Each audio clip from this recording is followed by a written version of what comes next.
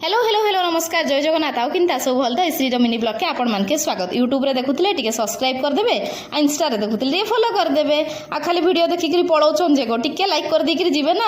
हो ताहले देखो एठी हमें पूरा रेडी हे जिछु जिबा लागि स्टेशन हमर घरु गाड़ी रे गले 5-7 मिनिट नी लागे